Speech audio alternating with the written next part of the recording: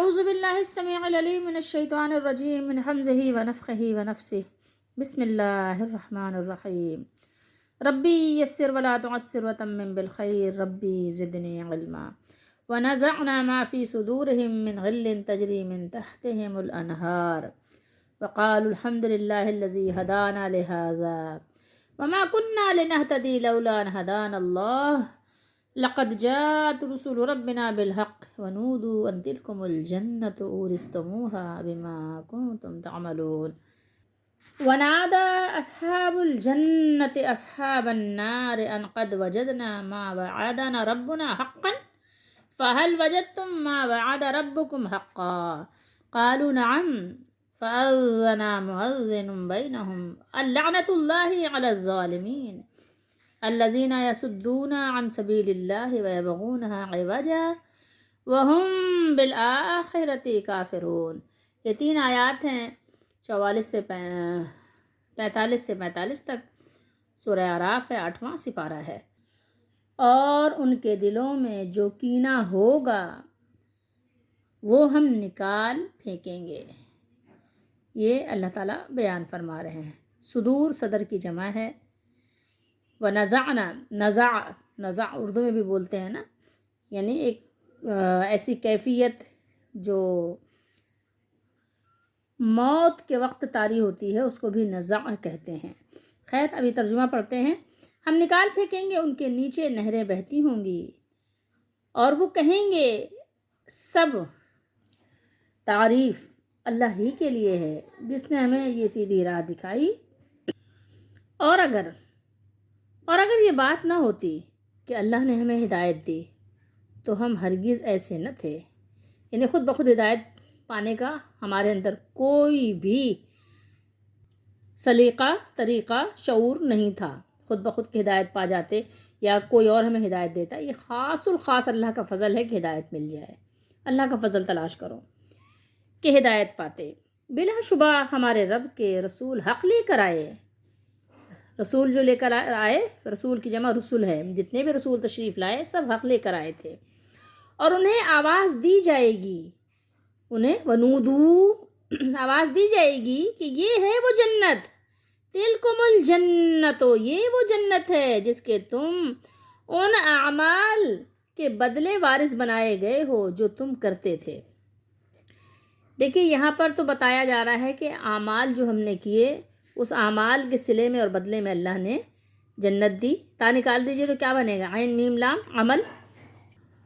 اور حدیث شریف میں ہے کہ کوئی بھی اپنی عمل کی وجہ سے جنت میں نہیں جائے گا. تو بظاہر آپ کو ان دونوں باتوں میں تعارض نظر آئے گا کہ تضاد ہے، کیا ہے؟ مطلب قرآن کہہ رہا ہے کہ آپ اپنے عمل کی وجہ سے جنت میں وارث بنے ہیں، جنت کے وارث بنے ہیں. اورثتموہا، بنایا گیا تم کو اس کا وارث اس لیے کہ آپ نے اچھے کام کیے تھے، اس کی وجہ سے بدلے میں صلے میں اللہ نے جنت دے دی ہے. حدیث میں ہے کہ کوئی بھی اپنے عمل کی وجہ سے جنت میں جائے گا ہی نہیں جب تک کہ اللہ کی رحمت نہ ہو. تو ان دونوں باتوں میں تطبیق کیسے ہوگی، مطابقت کیسے ہوگی، وہ ہم آپ کو انشاءاللہ بعد میں بتائیں گے. اب جو یہاں پہ ترجمہ ہے وہ ہے جنت اور دوزخ والوں کے مکالمے.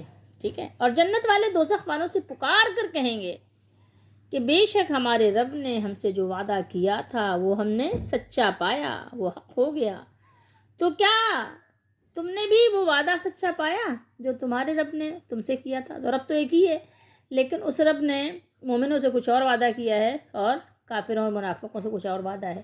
تو تمہارے ساتھ جو وعدہ کیا گیا تھا کیا تمہارا بھی وعدہ سچا ہو گیا؟ ہمارا تو سچا ہو گیا. ایمان والے کہیں گے جہنم والوں سے، کافروں سے کہ ہمارا وعدہ سچا ہو گیا جو ہمارے رب نے ہم سے کیا تھا. بتاؤ تمہارے ساتھ جو وعدہ کیا تھا، اللہ تعالیٰ نے جو وعدہ کیا تھا تمہارے پالنے والے نے، کیا تم نے اس وعدے کو سچا پایا؟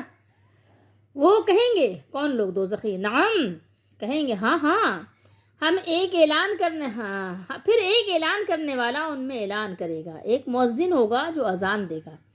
فاذن مؤذن، مؤذن آپ اردو میں بھی مؤذن ہی بولتے ہیں نا، یعنی اعلان کرنے والا، اذان دینے والا، ندا کرنے والا. تو مؤذن بھی یہی کرتا ہے نا، 5 وقت آپ کو آواز لگاتا ہے نماز کے لیے. تو ایک اعلان کرنے والا اعلان کرے گا. مؤذنون ہے تو اس لیے ہے کہ ایک ہی ہے، جو اعلان کرے گا وہ ایک ہی ہے. وہ دوزخ کے داروغہ ہوں گے یا اللہ کے حکم سے فرشتے اعلان کریں گے کہ ان ظالموں پر اللہ کی لعنت ہے. ٹھیک ہے، اللعنت اللہ ہے یہ کہ ظالموں پر اللہ کی لعنت ہے جنہوں نے ظلم کیا، گناہ کیے، اللہ کی نافرمانی کی۔ جو اللہ کی راہ سے روکتے تھے، ان کا ایک کام یہ بھی تھا کہ کسی کو سیدھے راستے پہ آنے نہیں دیتے تھے، اللہ کا بندہ نہیں بننے دیتے تھے، اللہ کے بندوں کا بندہ بنا کر چھوڑ دیا تھا انہوں نے۔ تو جو اللہ کی راہ سے روکتے تھے اور اس میں ٹیڑھ ڈھونڈتے تھے، اللہ تعالیٰ کی عظمت کو جانتے نہیں ہیں، اللہ تعالیٰ کی عظمت کو پہچانتے نہیں، اللہ کے بندوں کا بندہ بنا دیتے ہیں، اور وہ آخرت کا انکار کرنے والے تھے۔ ایسے بھی ہیں، بہت طرح کے کافر ہیں نا۔ بخاری شریف ہے کتاب بدء الخلق، حدیث نمبر ہے 3246، اور رسول اللہ صلی اللہ علیہ وسلم کا فرمان، ترجمہ دیکھیے۔ جنت میں داخل ہونے والے سب سے پہلے گروہ کے چہرے ایسے روشن ہوں گے جیسے 14ویں کا چاند ہوتا ہے۔ 14ویں رات کا چاند دیکھا ہے آپ نے، جو بدر ہوتا ہے، کتنا روشن ہوتا ہے، چمکدار۔ تو جنت میں جو پہلا گروہ داخل ہوگا وہ 14ویں رات کے چاند کی طرح روشن چمکدار ہوگا۔ جو گروہ اس کے بعد داخل ہوگا ان کے چہرے سب سے زیادہ چمکدار ستارے، ٹھیک ہے، یہ دوسرے گروہ کا بات ہے، جیسے روشن ہوں گے، ٹھیک ہے، ستاروں کی طرح، جو ستاروں میں بھی سب سے زیادہ روشن ستارے ہوں گے ان کی طرح روشن ہوں گے۔ ان کے دل ایک سے ہوں گے، ایک ہوں گے نہیں، مطلب ایک سے دل ہوں گے، جیسے اگر 1000 مومن ہیں، 1,00,000 مومن ہیں، جتنے بھی مومن ہیں سب کے دل کیا ہوں گے؟ ایک جیسے، ایک جیسے یعنی صاف شفاف، ایک دوسرے کے لیے خیر کے طالب، جیسے جو ہم اپنے لیے پسند کرتے ہیں وہی آپ کے لیے پسند کرتے ہیں، اپنے لیے جو ہمارے کانٹا چبھے تکلیف ہو تو آپ کا کانٹا چبھے جبھی بھی مجھے تکلیف ہو۔ جیسے اپنے جسم میں ایک دل ہے، لیکن اگر آنکھ میں تکلیف ہو جبھی بھی دل پہ گزرتی ہے، پاؤں میں تکلیف ہو جبھی بھی دل پہ گزرتی ہے، سر میں تکلیف ہو جبھی بھی دل پہ گزرتی ہے، پیٹ میں تکلیف ہو جبھی بھی دل پہ گزرتی ہے، ہڈی ٹوٹ جائے جبھی بھی دل پہ گزرتی ہے۔ اسی طریقے سے ایک مومن کو راحت ہو تو سب کو راحت فیل ہوتی ہے۔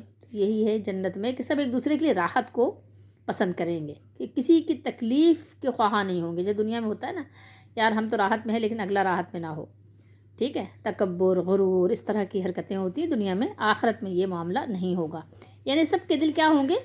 ایک آئینے کی طرح ایک جیسے ہوں گے، ٹھیک ہے، ایک سے ہوں گے، کہ کوئی بھی اختلاف ان میں آپس میں نہیں ہوگا۔ دیکھیے اس کی وضاحت بھی ہو گئی، حدیث میں بیان بھی ہوا، وضاحت بھی کر دی اللہ کے نبی نے۔ اور نہ ایک دوسرے سے بغض اور حسد ہوگا، یعنی ان میں بغض اور حسد بھی نہیں ہوگا۔ ہر شخص کی 2 بیویاں ہوں گی۔ کتنی بیویاں ہوں گی جنت میں؟ ہر شخص کی 2 بیویاں ہوں گی۔ ان کی خوبصورتی ایسی ہوگی کہ ان کی پنڈلیوں کا گودا گوشت کے اوپر سے دکھائی دے گا، یعنی یہ خوبصورتی کی وجہ سے ہوگا۔ اتنا زیادہ وہ حسین ہوں گی کہ یعنی ان کی خوبصورتی ایسی ہوگی، چمک رہی ہوگی، اندر باہر سب نظر آ رہا ہوگا۔ وہ صبح و شام اللہ کی تسبیح کرتے رہیں گے، جیسے ابھی ہم نے پڑھا نا، لولا ان ہدان اللہ۔ نہ ان کو کوئی بیماری ہوگی، نہ ان کی ناک میں کوئی آلائش آئے گی۔ یہاں تو ناک صاف کرتے ہیں نا، گن آتی ہے۔ اگر آپ کسی کے سامنے ناک صاف کرنے لگ جائیں کتنا گندا لگتا ہے، کسی کے سامنے کھانسنے لگیں، تھوکنے لگیں، کتنا گندا لگتا ہے، کسی کے سامنے کان میں انگلی ڈال لیں کتنا گندا لگتا ہے نا۔ وہاں یہ سارا کچھ بھی نہیں ہوگا، ٹھیک ہے، اور نہ تھوک آئے گا، تھوکیں گے بھی نہیں۔ ان کے برتن سونے اور چاندی کے، اور کنگھے سونے کے ہوں گے۔ کنگھا بھی کریں گے وہاں پہ، وہ ایسا نہیں کہ کنگھا نہیں کریں گے، زینت بھی کریں گے۔ اور ان کی انگیٹھیوں کا ایندھن، انگیٹھیاں جس میں آپ یہاں دنیا میں چائے بناتے ہیں، پیتے ہیں نا، کوئلے پہ کبھی کبھی چائے بنا کے پیتے ہیں نا، اچھا لگتا ہے نا۔ الوتوں کا ہوگا، انگیٹھیوں کا جو ایندھن ہوگا، جیسے آپ یہاں دنیا میں کوئلہ جلاتے ہیں، اس میں الوت، ان کا کیا مطلب ہے؟ الوت یعنی خوشبودار ایک خوشبو ہوگی، جیسے ہوتی ہے نا، آپ یہاں پر ایک خوشبو ہے جس کو مشک جیسے آپ کہتے ہیں نا، بہت مہنگی خوشبو ہے۔ اسی طریقے سے عود ہے، تو یہ عود یہاں پر مراد یہ ہے، عود ہے، کیونکہ یہ اس کا بیان ابو الیمان نے خود ہی بتایا ہے کہ اس سے مراد یہ ہے کہ الوتن سے مراد عود ہندی مراد ہے، ٹھیک ہے۔ وہ ان کی انگیٹھیوں میں یعنی ہوگا، موجود ہوگا، جس کی خوشبو بے انتہا ہوگی۔ اور ان کا پسینہ کس طرح ہوگا؟ مشک، یہ مشک کی بات بھی آ گئی، مشک جیسا ہوگا۔ تو یہ ہے جنت کی، اللہ تعالیٰ نے جنتیوں کی جو صفات بیان کی، وَنَزَعْنَا مَا فِي صُدُورِهِم مِّن غِلٍّ، تو وہ میں نے آپ کو اسی کے حوالے سے یہ حدیث دکھائی ہے۔ وَنَزَعْنَا مَا فِي صُدُورِهِم، اس کی تفسیر میں ایک حدیث اور دیکھیے۔ حدیث نمبر ہے بخاری شریف کی 2440، ابواب یہ ہے کس کے بارے میں؟ ابواب المظالم والقصاص۔ رسول کریم صلی اللہ علیہ وآلہ وسلم نے ارشاد فرمایا، جب مومنوں کو دوزخ سے نجات مل جائے گی تو انہیں ایک پل پر جو جنت اور دوزخ کے درمیان ہوگا روک لیا جائے گا، اور وہیں ان کے مظالم کا بدلہ دے دیا جائے گا جو وہ دنیا میں باہم کرتے تھے، یعنی ایک دوسرے کے ساتھ جو انہوں نے دنیا میں زیادتیاں کی تھی، لیکن ان کا خاتمہ کس پر ہوا؟ ایمان پر۔ پھر جب پاک صاف ہو جائیں گے تو انہیں جنت میں داخلے کی اجازت دی جائے گی۔ اس ذات کی قسم جس کے ہاتھ میں محمد صلی اللہ علیہ وآلہ وسلم کی جان ہے، ان میں سے ہر شخص اپنے جنت کے گھر کو اپنے دنیا کے گھر سے بھی زیادہ بہتر طور پر پہچانے گا۔ جیسے دنیا میں آپ اپنا گھر پہچانتے ہیں نا، صبح جاتے ہیں تو شام کو اپنے ہی گھر آتے ہیں، کسی اور کا گھر نہیں کھٹکھٹاتے، ٹھیک ہے؟ اسی طریقے سے جنت میں اس سے زیادہ اپنے گھر کو آپ پہچانیں گے کہ کون سا میرا گھر ہے، بھول نہیں جائیں گے، ٹھیک ہے؟ یہاں پر ایک سمجھنے کی ہمارے لیے جو چیز ہے وہ کیا ہے کہ جنت کی تیاری کتنے زیادہ ہمیں شد و مت کے ساتھ کرنی چاہیے۔ وہ جنت جس کے اتنے خوبصورت اوصاف ہوں، تو آپ سوچئے کہ اس کی تیاری نہیں کتنی محنت اور لگن کے ساتھ، شوق اور ذوق کے ساتھ، محنت اور مشقت کے ساتھ کرنے کی ضرورت ہے، نہ کہ ہم نے اس کو بالکل پس سے پشت ڈال دیا ہے، دنیا ہی کو اپنا سب کچھ سمجھ لیا ہے۔ کتنی بڑی نادانی ہے، آپ دیکھیے، غور کرنے کی بات ہے کہ بدلہ دلا کر ان کو پاک صاف کر کے ان کو جنت میں ڈال دیا جائے گا۔ سبحان اللہ، اللہ تعالیٰ ہم سب کو بھی اپنی رحمت سے جنت والوں میں کرے۔ بخاری شریف ہے، حدیث نمبر 6535، کتاب الرقاق۔ یہاں بھی تقریباً وہی بات ہے کہ رسول اللہ صلی اللہ تعالیٰ علیہ وآلہ وسلم نے ارشاد فرمایا کہ مومنین جہنم سے چھٹکارا پا جائیں گے، لیکن دوزخ اور جنت کے درمیان ایک پل پر انہیں روک لیا جائے گا، اور پھر ایک دوسرے پر ان مظالم کا بدلہ لیا جائے گا جو دنیا میں ان کے درمیان آپس میں ہوئے تھے۔ اللہ تعالیٰ ہم سب کو ہر طرح کے ظلم سے بچائے اور دوزخ کی بھنک سے بھی بچائے کہ تھوڑی دیر کے لیے دوزخ میں جانا ہو، اس سے بھی اللہ تعالیٰ ہم سب کو بچا لے، اس کی مہربانی کے ہم طالب ہیں۔ اور جب کاٹ چھانٹ کر لی جائے گی اور صفائی ہو جائے گی یعنی دل کی، اور ایک دوسرے سے بدلہ دلا دیا جائے گا، تب انہیں جنت میں داخل ہونے کی اجازت ملے گی۔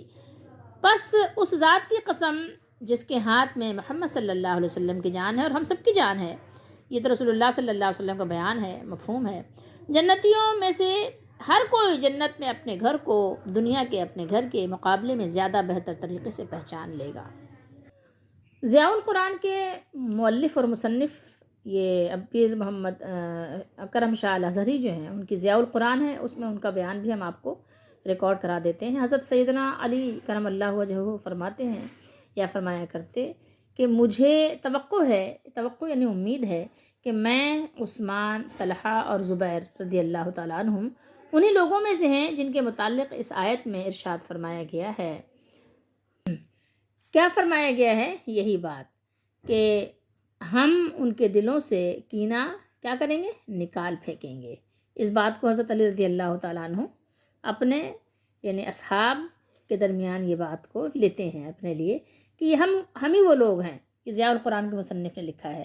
تو بات یہاں پر یہ ہے کہ جیسے صحابہ کرام میں بھی آپ پڑھتے ہیں نا کہ مختلف طرح کے اختلافات کچھ ہو گئے تھے، اور یہ کوئی تعجب خیز بات تو بہرحال نہیں ہے، اختلافات ہو جانا ٹھیک ہے۔ دنیا میں بعض اوقات غلط فہمیوں کی وجہ سے متقی اور پارسا لوگوں کے تعلقات بھی کشیدہ ہو جاتے ہیں، اور ایک دوسرے کے متعلق کدورت اور ملال پیدا ہو جاتا ہے، کیونکہ یہ مخالفت ایک عام سی بات ہے، کوئی مطلب غیر فطری بات نہیں ہے۔ کبھی میں نے کچھ غلط فہمی، اور پھر شیطان بھی ہمارے درمیان ہے، نفس بھی ہے، تو یہ کوئی ایسی بات نہیں ہے، اور آپس میں کبھی رنجش بھی ہو جاتی ہے، لیکن یہ مخالفت اور یہ باہمی رنجش نیک نیتی پر مبنی ہوتی ہے، بدنیتی پر نہیں ہوتی، ٹھیک ہے؟ یہ بات خیال رہے کہ نیت خراب نہیں ہوتی۔ اس لیے جب قیامت کے دن انہیں جنت میں داخل ہونے کا اذن ملے گا تو ان کے آئینہ قلب سے ان رنجشوں اور کدورتوں کا غبار صاف کر دیا جائے گا، اور وہ پچھلی تمام مخالفتوں کو بھول جائیں گے اور اس کا کوئی اثر محسوس نہیں کریں گے۔ جنت میں سب ایک دوسرے کے لیے ایسی محبت کریں گے جیسے دنیا میں دو بھائی پیار اور محبت کیا کرتے تھے، نفرت نہیں کیا کرتے تھے وہ بھائی۔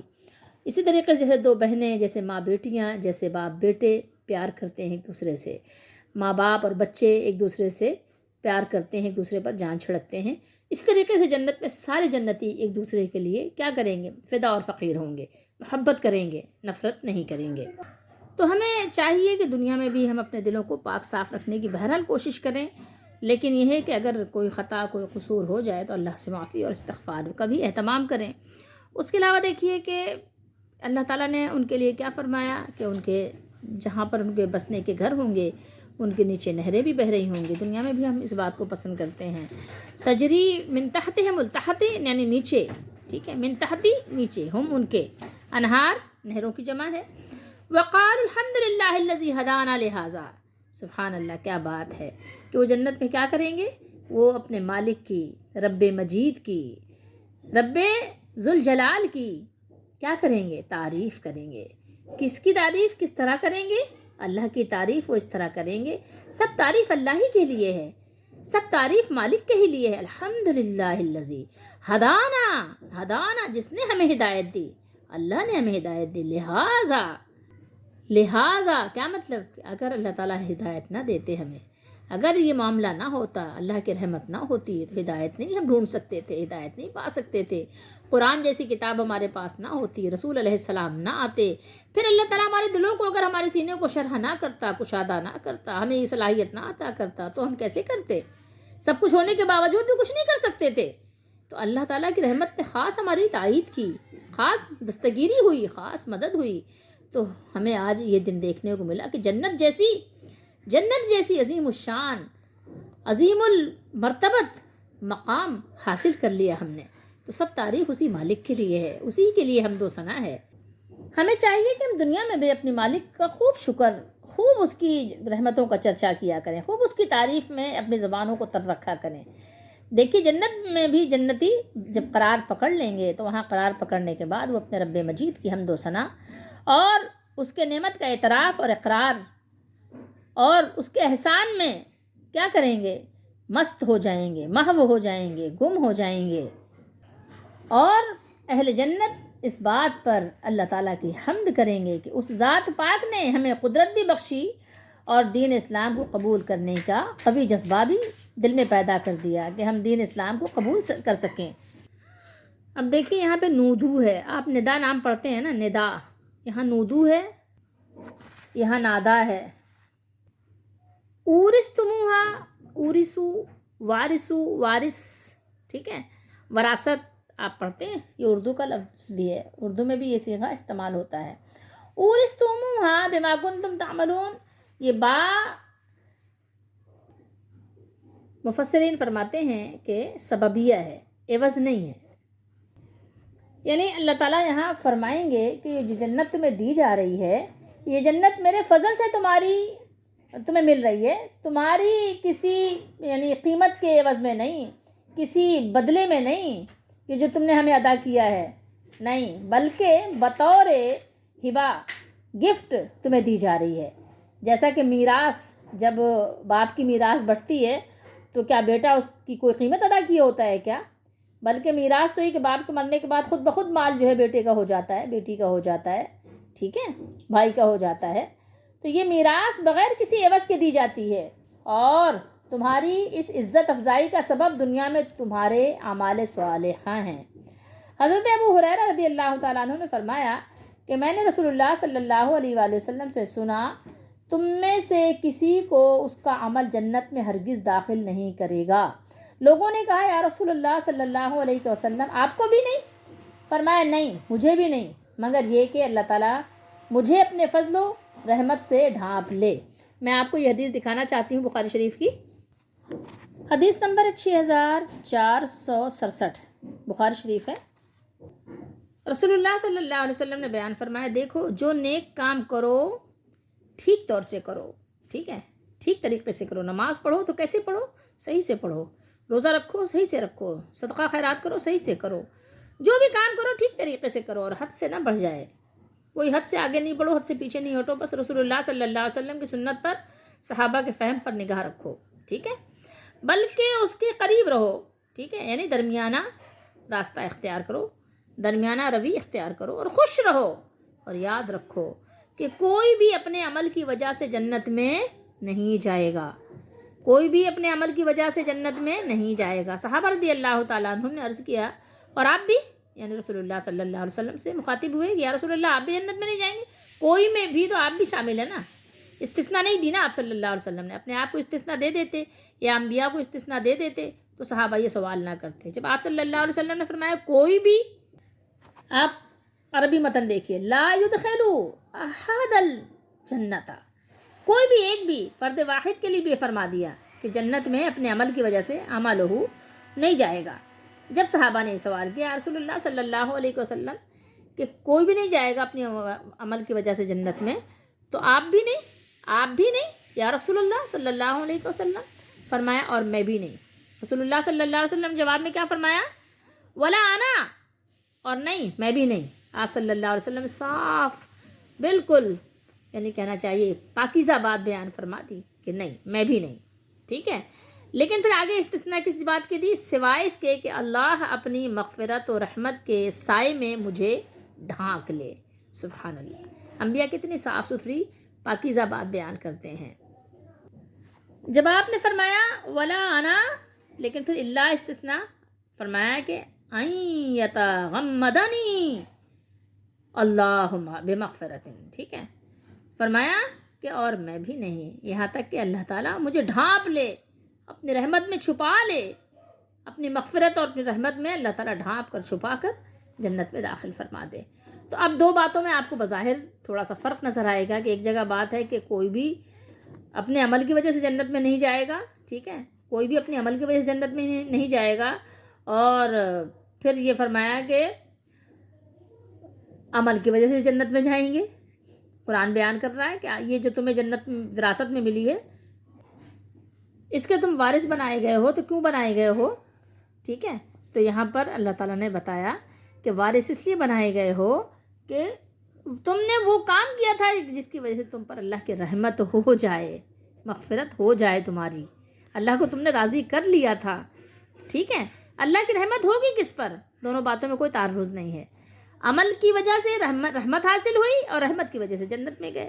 آپ نے اپنے عمل کے ذریعے سے اپنے مالک کو راضی کر لیا اور اس راضی کرنے کے سبب سے آپ پر اللہ کی رحمت ہو گئی، تو اپنے عمل کی وجہ سے جنت میں نہیں گئے بلکہ اللہ کی رحمت کی وجہ سے گئے۔ اور اپنے عمل کی وجہ سے کیوں گئے؟ کہ آپ نے جو اچھا عمل کیا تو اس کی وجہ سے آپ نے اللہ کو راضی کر لیا، تو اللہ کی رحمت ہو گئی، اور اللہ کی رحمت ہوئی تو جنت میں داخلہ نصیب ہو گیا۔ تو یہاں بات آپ کو صاف سمجھ میں آ گئی، آیت سے معلوم ہوا کہ اللہ کی رحمت انسانی اعمال کی بنیاد پر ہوگی، یعنی اس کے اعمال صالحہ ہی رحمت کا سبب بنیں گے۔ ونادا اصحاب الجنت اصحاب النار، جنتی جہنمیوں کی حسرت اور ندامت بڑھانے کے لیے اور اپنے دل کو ٹھنڈا کرنے اور انتقام لینے کے لیے ان سے یہ باتیں کہیں گے۔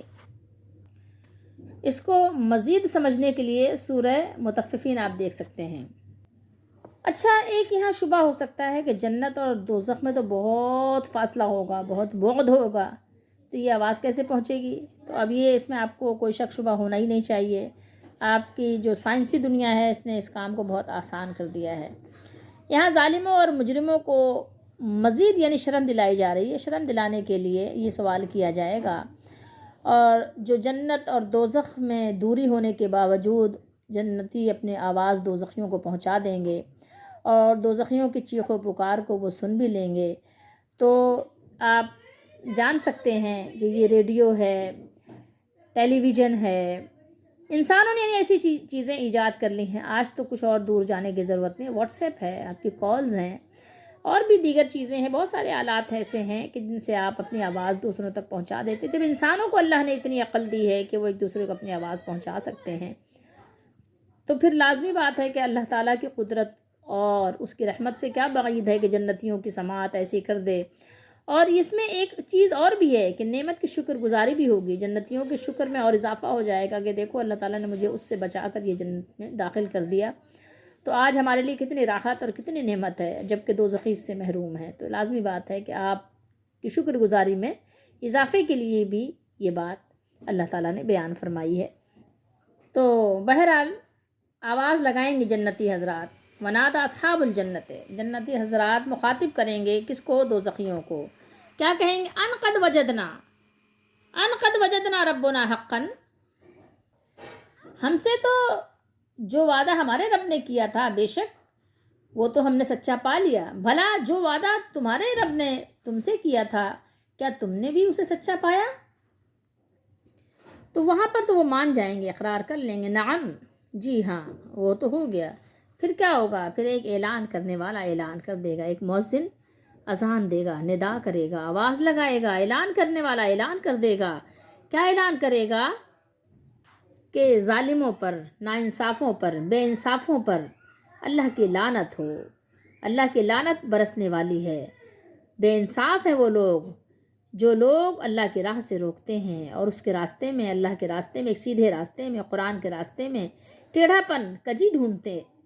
ٹھیک ہے، دنیا میں کیا کرتے تھے؟ یہی کرتے تھے، یعنی وہ لوگوں کو اللہ تعالیٰ کے راستے سے، اس کی شریعت اور اس کے انبیاء کے لائے ہوئے دین کی اتباع سے روکتے ہیں اور چاہتے ہیں کہ یہ جو راستے سیدھے راستے پہ چل رہے ہیں یہ راستے سیدھے نہ ہوں بلکہ ٹیڑھے ہوں تاکہ کوئی ان پر چل ہی نہ سکے۔ شیطانی طریقہ جو پیچھے ہم پڑھ چکے ہیں۔ اور وہ آخرت کا انکار کرتے تھے، وہم بالآخرۃ کافرون، یعنی وہ آخرت میں اللہ تعالیٰ کی ملاقات کے منکر تھے، دہریے تھے اور اس کی تکذیب کرتے تھے، نہ اس کی تصدیق بھی نہیں کرتے تھے۔ ٹھیک ہے، دین اسلام کی باتوں کو سچا نہیں کہتے تھے اور نہ اس پر ایمان رکھتے تھے۔ اسی وجہ سے وہ اپنے برے قول و عمل کی کوئی پرواہ نہیں کیا کرتے تھے، جو جی چاہتا تھا اپنے جی کو، اپنی مرضی کو، اپنی خوشی کو انہوں نے اپنا رب بنا لیا تھا۔ انہیں آخرت کے حساب اور عذاب کا کوئی ڈر نہیں تھا اور اپنے اقوال و اپنے اعمال کے اعتبار سے یہ بدترین لوگ تھے، یہ خلائق میں بدترین تخلیق تھی۔ یہاں آپ غور کریں تو آپ کو معلوم ہوگا 3 صفات بیان ہوئی ہیں ان ظالموں کی جن پر اللہ کی لعنت ہوگی۔ 3 طرح کی ان کی صفات کیا ہیں؟ نمبر 1 وہ کہ اللہ کے راستے سے وہ روکتے ہیں، ٹھیک ہے، اور دوسری بات ہے کہ اللہ کے راستے میں وہ کجی، ٹیڑھا پن تلاش کرتے ہیں۔ یسدون عن سبیل اللہ، روکتے ہیں۔ نمبر 2 ہے عوجا، ٹیڑھا پن تلاش کرتے ہیں۔ نمبر 3 کیا کرتے ہیں؟ نمبر 3 بیان کیا کہ آخرت کا انکار کرتے ہیں، ان پر اللہ کی لعنت ہے۔ یہ اللہ کی لعنت کوئی معمولی چیز نہیں ہے جو انسان ایسے سن کے گزر جائے، بلکہ یہ لعنت بہت بڑی چیز ہے۔ اس سے انسان کو ہر وقت ہما وقت ڈرتے رہنا چاہیے اور اپنا بچاؤ کرنا چاہیے کہ اللہ کی لعنت نہ پڑ جائے۔ اب ہمیں چاہیے کہ ہم ان 3 آیات میں اپنے لیے بھی سبق نکالیں، جیسے کہ پورے قرآن میں ہی جب بھی آپ آیات پڑھیں تو اپنے لیے سبق نکالیں کہ ہمارے لیے اس میں کیا سبق ہے، ہم کیا کریں۔ ہمارے لیے سبق یہ ہے کہ دیکھیں جنت کی تیاری کریں، اپنے دلوں کو پاک صاف کریں، ہر طرح کے گناہوں کی گندگی سے اپنے آپ کو بچائیں، اور جب بھی ہمیں کوئی نعمت ملے اور جنت کے طلب کے لیے دعا بھی کریں کہ وہ جنت ہمیں مل جائے، اور جب بھی کوئی نعمت ملے تو اپنی ہر نعمت کو اللہ کی طرف منسوب کریں، اللہ کی طرف اس کو نسبت دیں، اور کیا کریں، اور اس کے علاوہ اس کی تعریف کرتے رہیں ہر وقت۔ اہل جنت جب جنت میں داخل ہوں گے اور وہ اپنے مراتب کو حاصل کر لیں گے تو کیا کہیں گے؟ وہ اپنے رب کے لیے ہی وہ کیا ہوں گے؟ زبان ان کی جب کھلے گی تو وہ تعریف کے لیے کھلے گی، اپنے رب کی حمد و ثنا کے لیے کھلے گی۔ ٹھیک ہے، تو یہ محض کیا ہے؟ اپنے رب کی دین اور عطا، یقین، یعنی دین بھی اس نے دیا ہمیں، اسی کی دین ہے یہ دین بھی۔ ٹھیک ہے، یہ دین ہے تو اپنے رب کی جو یہ یعنی اس نے دین کی سمجھ بوجھ دی تو اللہ تعالیٰ ہی کی عطا کو سمجھیں گے کہ اللہ نے ہمیں عطا کیا، اس کی عطا یقین کرتے ہوئے اس کی حمد و ثنا کریں گے، اور بارگاہ الہی سے آواز آئے گی کہ مبارک ہو، تم لوگ بہت مبارک ہو، ہم نے تمہارے نیک اعمال کی وجہ سے تم پر اپنا یہ احسان کیا کہ تم پر اپنی رحمت فرمائی اور تم کو جنت میں داخلے کی اجازت مل گئی۔ یہ تم کو اللہ تعالیٰ کی طرف سے انعام میں، وراثت میں تمہیں جنت مل گئی۔ کتنی بڑی بات ہے، کوئی معمولی بات نہیں ہے۔ تو ہمیں بھی اس کے لیے بہت زیادہ کوشش کرنا چاہیے اور اپنے رب کی حمد و ثنا میں ہر وقت اپنی زبان کو تر رکھنا چاہیے کہ جنتیوں کا بھی یہ عمل ہوگا کہ اپنے رب کی تعریف کریں گے۔ اور بات بھی یہی سچ ہے کہ بندے کی شان بندگی کا تقاضا یہی ہے کہ جن انعامات و احسانات سے اسے نوازا جائے اسے اپنے رب کا فضل و کرم یقین کرے، اور رب کریم کی شان بندہ نوازی یہ ہے کہ اپنے بندوں کے اعمال جو سراپا نقص ہی نقص ہیں، ہمارے اعمال میں کیا ہے؟ نقص ہے، کمی ہے، نقصان ہے، اور کیا ہے؟ کوئی اخلاص والا عمل ہے کیا؟ اور اخلاص ہے؟ نہیں، اخلاص و نیاز کے کتنے ہی آپ اونچے مقام پر پہنچ بھی جائیں اگر آپ واقعی، تو پھر بھی کیا ہے، اللہ تعالیٰ کی جو شان ہے، اس کی جو شان قدوسیت و سبوحیت ہے، اس کے شایان شان آپ کا ہمارا عمل ہو نہیں سکتا۔ ہاں، یہ اللہ تعالیٰ کی رحمت، اس کا خاص کرم اور فضل ہو، اس کی مغفرت ہو، اس کی رحمت ہو کہ وہ ہمارے یہ ٹوٹے پھوٹے اعمال کو شرف قبولیت عطا فرما کر اور اپنی جنت بھری، جیسے نعمت بھری جنت کو ان ابدی نعمتوں کا سبب بنا دے۔ حالانکہ انسان کی ساری عمر کی نیاز مندیاں اور عبادت گزاریاں کسی ایک نعمت کا بھی بدلہ نہیں ہو سکتی، معاوضہ نہیں ہو سکتی، جن سے وہ اس دنیاوی زندگی میں لطف اندوز ہوتا رہا ہے۔ ہر وقت آپ غور کریں کہ ہم اللہ کی نعمتوں میں ہیں، ہر وقت اللہ کی نعمتوں میں ہیں۔ ایک لمحے کے لیے بھی اگر اللہ کی نعمت ہم پر نہ ہو تو ہمارا سانس لینا، زندگی گزارنا مشکل ہو جائے، صحت مند رہنا مشکل ہو جائے۔ ہر وقت جسم میں آپ دیکھیں، ایک نہیں ہزاروں اللہ تعالیٰ کی ایسی قدرت کی نشانیاں ہیں کہ آپ حیران رہ جائیں کہ اگر اس کی رحمت نہ ہو تو سانس بھی نہیں لے سکتے۔ بہرحال تو یہ ہدایت کی تلاش بھی کریں، طلب بھی کریں، اور اگر مل جائے تو اپنے رب کی حمد و ثنا بھی کریں، ٹھیک ہے۔ جو اللہ کے رسول علیہ السلام تشریف لے کر آئے، جو اللہ کے رسول آتے رہے، جو کتابیں اور ہدایت لاتے رہے، اور سب کا مجموعہ تو قرآن مجید ہے، رسول اللہ صلی اللہ علیہ وسلم کی سنت میں سب کچھ موجود ہے، وہ کوئی الگ سے چیز نہیں ہے۔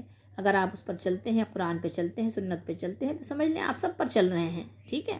تمام انبیاء کا یہی طریقہ تھا۔ اور پھر اس کے علاوہ اللہ تعالیٰ سے دعا کریں کہ اے اللہ اپنے اس جنت کا ہمیں وارث بنا دیجئے۔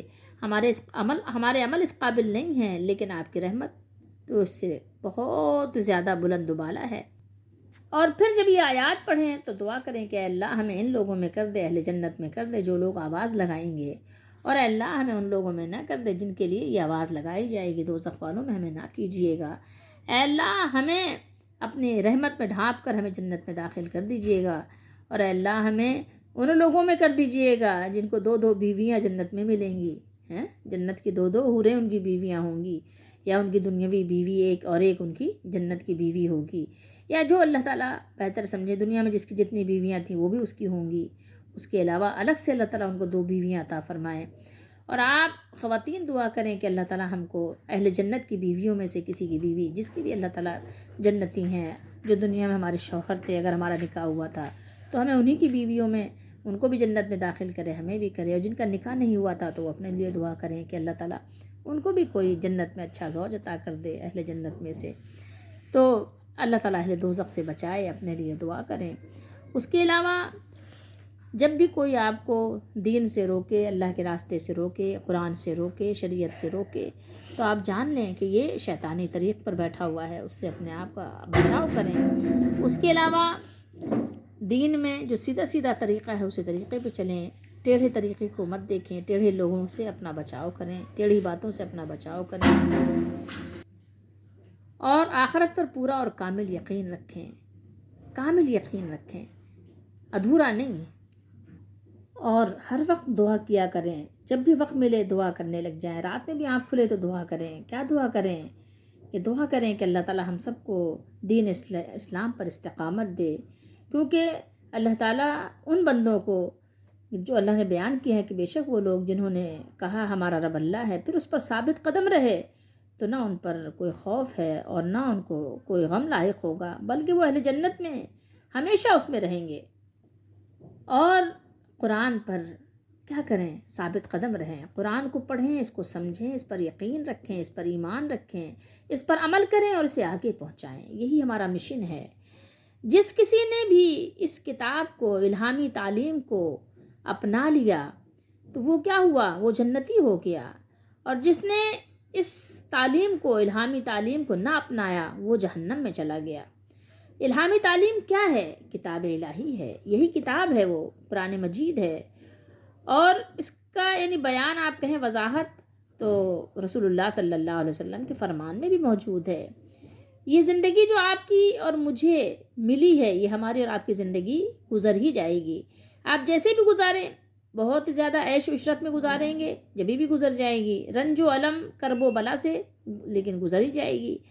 کامیاب زندگی کون سی ہے؟ وہ ہے جو قرآن مجید اور حدیث مبارکہ کے مطابق گزرے۔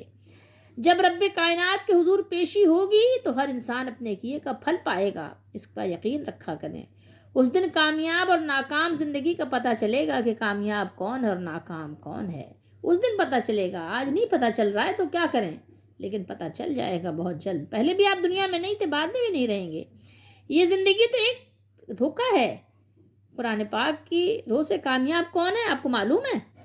اللہ نے فرمایا اور بتایا ہمیں کہ بے شک جو ایمان لائے اور انہوں نے اچھے کام کیے ان کے لیے باغ ہیں جن کے نیچے نہریں بہتی ہیں، یہی بڑی کامیابی ہے۔ بس اس کامیابی کو حاصل کریں۔ اللہ تعالیٰ میری اور آپ کی، ہم سب کی دستگیری فرمائے، ہماری مدد فرمائے، آمین۔